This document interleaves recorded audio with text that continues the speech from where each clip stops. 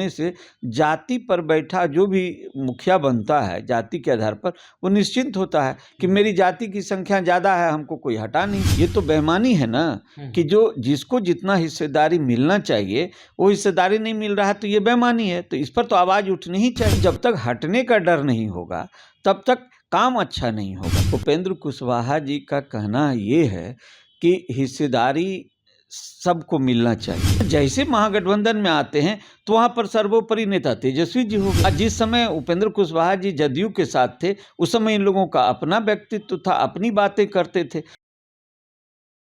बिहार में निदान यात्रा का पहला चरण पूरा हो चुका है और दूसरे चरण की ओर आम जनता पार्टी राष्ट्रीय अग्रसर है। हमारे साथ राष्ट्रीय अध्यक्ष विद्यापति चंद्रवंशी जी हैं।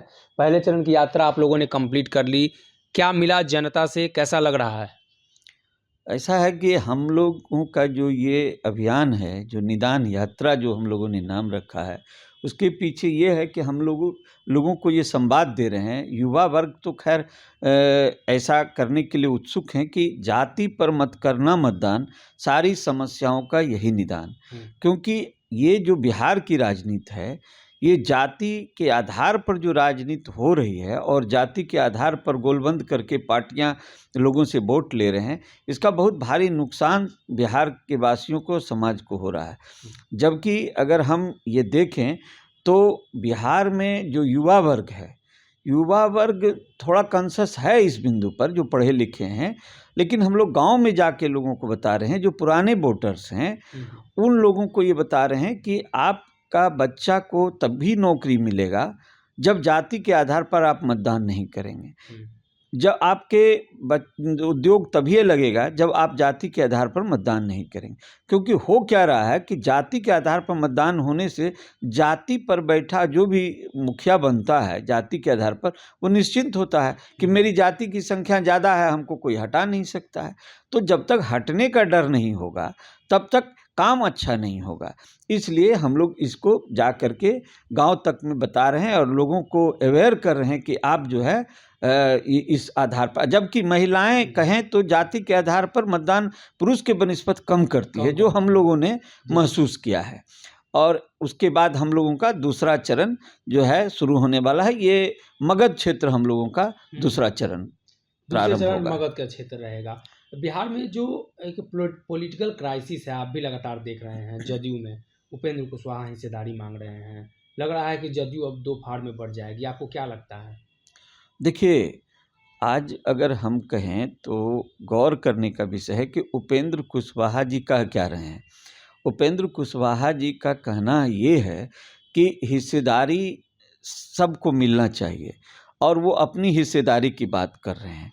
तो सवाल यह तो सही है कि आज अगर हम देखें तो अति पिछड़ा का जो हिस्सा है राजनीति में, तो वो नगण्य के बराबर है। आज ये कहते हैं हम कि अति पिछड़ा समाज लगभग 40% के बराबर है, तो हिस्सेदारी कितना है अति पिछड़ा का? इसलिए ये बात तो एकदम सही है कि जो अति पिछड़ा समाज को जो हिस्सेदारी मिली है वो नाकाफ़ी है। अब सवाल उठता है, उपेंद्र कुशवाहा जी अपने समाज की बात कर रहे हैं, वो अपना देख रहे हैं कि उनको हिस्सेदारी सही मिल रही है कि नहीं मिल रही है। तो उस पर मेरा ये कहना है कि निश्चित तौर पर ये तो बेईमानी है ना कि जो जिसको जितना हिस्सेदारी मिलना चाहिए वो हिस्सेदारी नहीं मिल रहा है, तो ये बेईमानी है। तो इस पर तो आवाज़ उठनी ही चाहिए।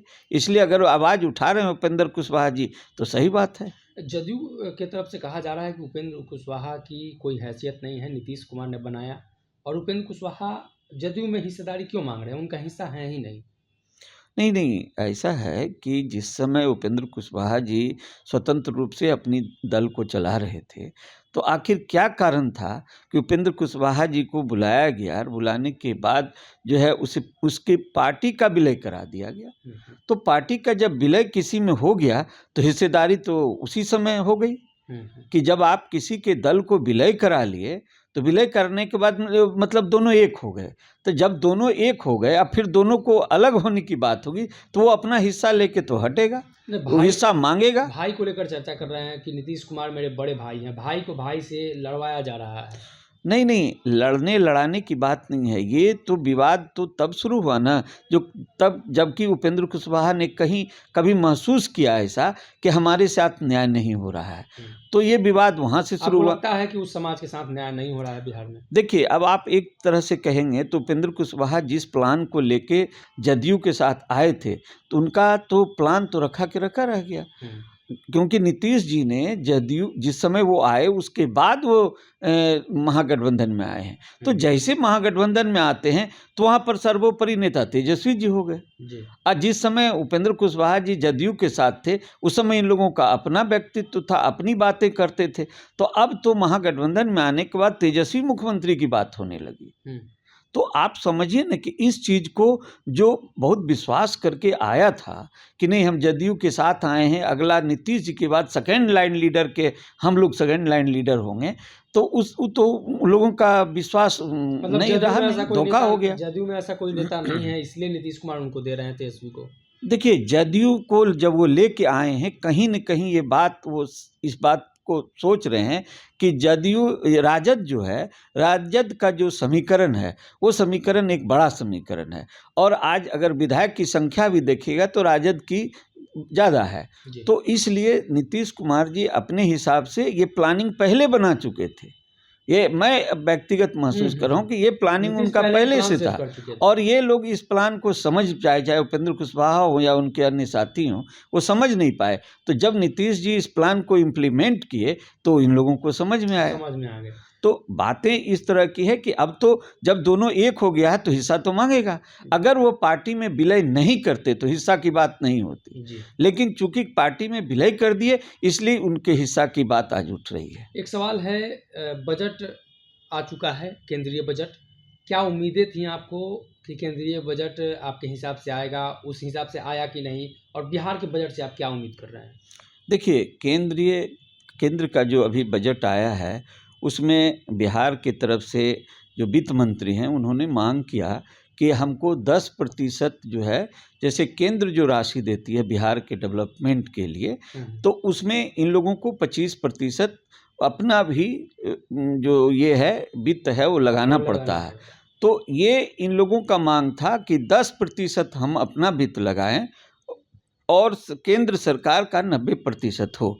ये मांग इन लोगों का है। अगर बिहार का को दर्जा चाहे स्पेशल पैकेज नहीं मिलता है या विशेष राज्य का दर्जा नहीं मिलता है, तो कोई न कोई एक बात केंद्र सरकार को इसकी माननी चाहिए, ये मेरा भी कहना है। मतलब बिहार के लिए कुछ होना चाहिए। हाँ, बिहार के लिए कुछ होना चाहिए, क्योंकि बिहार आज जिस स्तर पर आज लगभग 30 वर्षों से जब लालू नीतीश जी का राज्य है जो नहीं बढ़ पा रहा है, तो कहीं न कहीं केंद्र सरकार को ये तो समझना भी पड़ेगा कि बिहार में जो स्थिति है इसे एक्स्ट्रा सपोर्ट की ज़रूरत है ही, जिससे रोजगार बढ़े, उद्योग बढ़े, ये सब चीज़ होना भी चाहिए। और जहाँ तक बिहार में आने वाले समय में बजट का सवाल आपने किया, उसमें मेरा ये कहना है कि बिहार सरकार को सबसे प्रथम रोजगार पर फोकस करना, रोजगार के लिए जो बजट करना होगा, और शिक्षा के लिए वो सबसे ज़्यादा बजट का प्रावधान करना चाहिए, ये मेरा सोचना है। एक सवाल, ये अंतिम सवाल रहेगा, बिहार में राष्ट्रीय जनता दल के जो नेता हैं वो लगातार इस तरह का बयान दे रहे हैं जिससे सामाजिक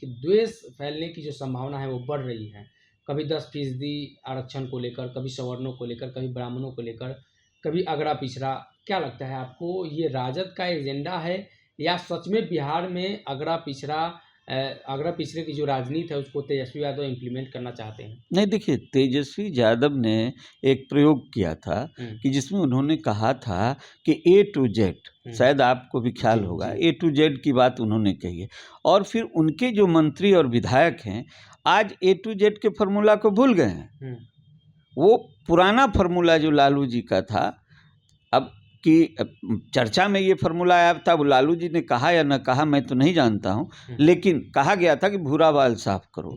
तो कहने का मतलब ये है कि इनके जो विधायक और मंत्री लोगों का जो बयान है वो पुराना फार्मूला के आधार पर है, जबकि तेजस्वी जी, तो इससे यही समझ में आता है कि इन लोगों के बीच ही आपसी द्वंद्व है, सिद्धांत पर, हाँ, आपसी द्वंद्व है कि आखिर तेजस्वी के फार्मूला को अपनाया जाए या लालू जी के फार्मूला को अपनाया जाए। राजद नेता नहीं समझ पा रहे हैं, नहीं समझ पा रहे। देखिए, राष्ट्रीय जनता दल के अंदर ये विवाद स्पष्ट रूप से दिख रहा है, वही दूसरी तरफ बिहार में मगध क्षेत्र से निदान यात्रा की शुरुआत होने जा रही है। अगर ये वीडियो पसंद आई और वह बिहार के राजनीति और बिहारियत से सरोकार रखेनी तो सब्सक्राइब बटन दबा के चैनल के सब्सक्राइब कर ली। ओजे एगो घंटी बा, ओकरा बटन दबा देला से कुल सटीक और मारक खबर रुआ मुफ्त में मिल जाई। अगर रुआ पत्रकारिता के हमनी के नया प्रयोग में सहयोग कर चाहतानी तो ज्वाइन बटन दबा दी। पेटीएम नंबर नोट कर ली 9386816700। धन्यवाद।